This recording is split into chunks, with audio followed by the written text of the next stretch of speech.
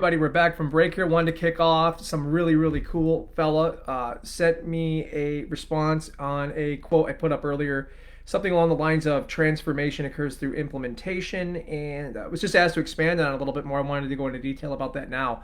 So yeah, I think an easy way to approach this would be from the standpoint of a story, a personal anecdote here. I know I have a tendency to do this, and what I find most often is that basically everything I need to know is already inside me. I'm sure you've had this experience, right? So let's say you're kicking off your clinic and you run into a situation where you're maybe making a lot of messaging, you're creating a lot of content, and you're not getting the views that you want, and they're not, so you're not moving people into becoming leads and then engaged leads and then converting them into clients.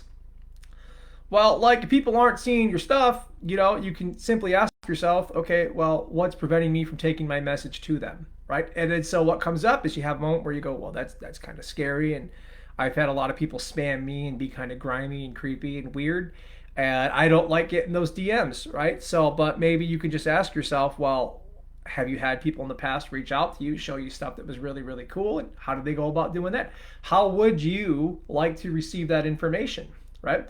How would you like to consume that content, right? Sometimes it's just the vehicle you're in is incorrectly. It could be as simple as switching modalities from Instagram to Facebook to whatever, right? So this is a bit of a long-winded way to say that you kind of know what you need to do already, but a lot of times it's easy to pretend like you're not sure. And I mean, I've done this a bunch, right? It's like the answers are right in front of our face most often, but they're difficult answers. They require us to take some uncomfortable risks, but we know from there's some really cool studies. Andrew Huberman just did a really cool uh, post. He had David Goggins on, and they talked about I think it's called the anterior mid-cingulate cortex.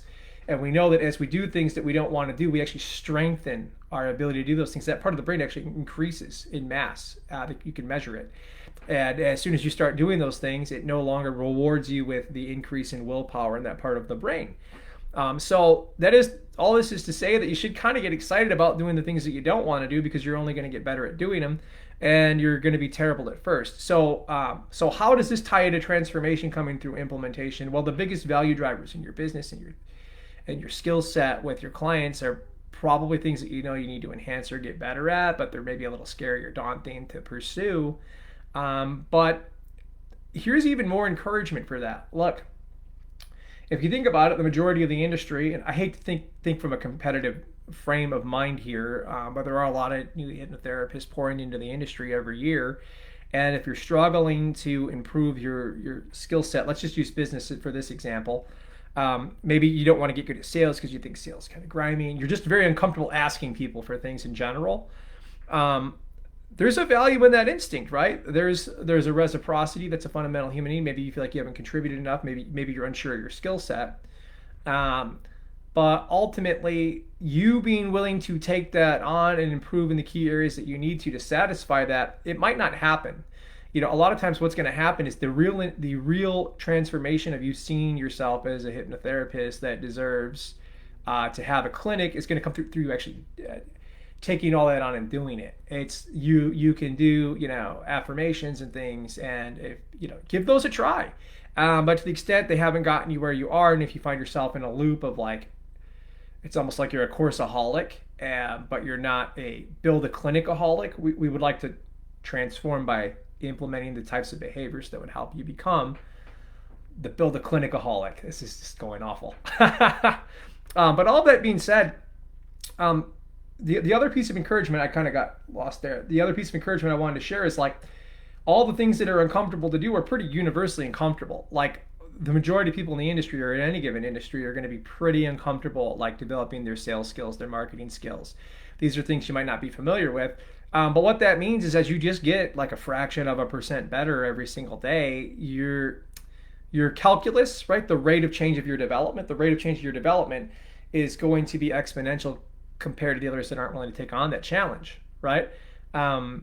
So these are just a lot of things to think about. But ultimately, going back to the point again here, it's all through the transformation, all comes through the implementation, right? You can continue to read books about sales, you can start doing marketing, but until you get on the phone, you smile and dial, or whatever it is that you need to do to get your hands on those moments, that time on task, you're going to learn infinitely more there.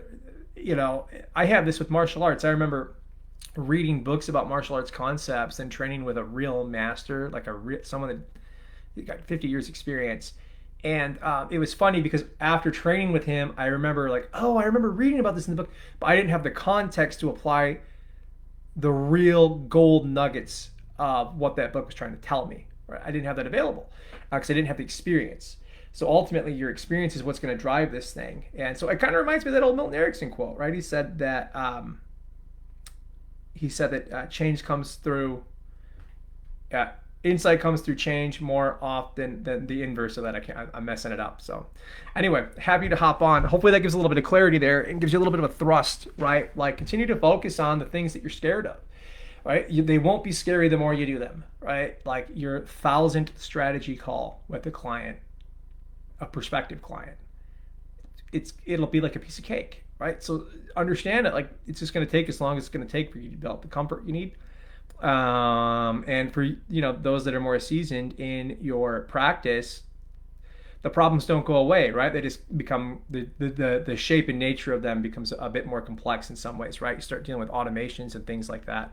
But ultimately, no one's going to do that for us, right? We have to sit there and spend the time, or you got to pay someone to help you with those things. So it's all like the growth of you as a person and the growth in your clinic is all going to happen through continuing to focus on implementation. I think as hypnotherapists, sometimes it's easy to fall into the thinking that the source of causality is what happens in the session, right? Because we have these really profound moments with people.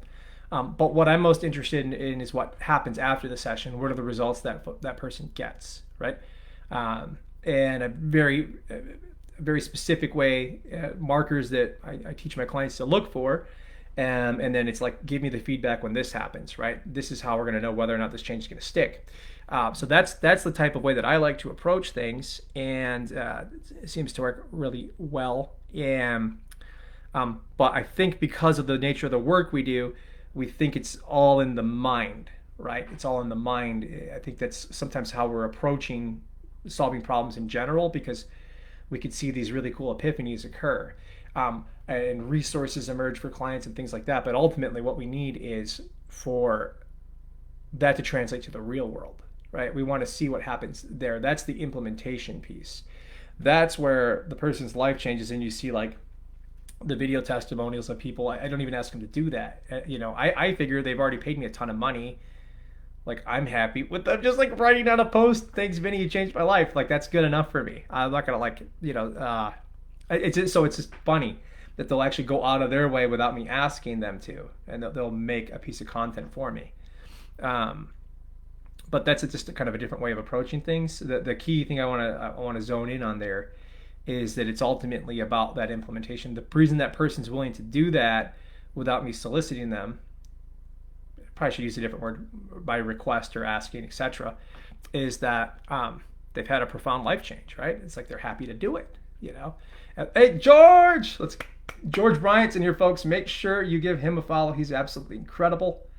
So that's it for now, everybody. Take care.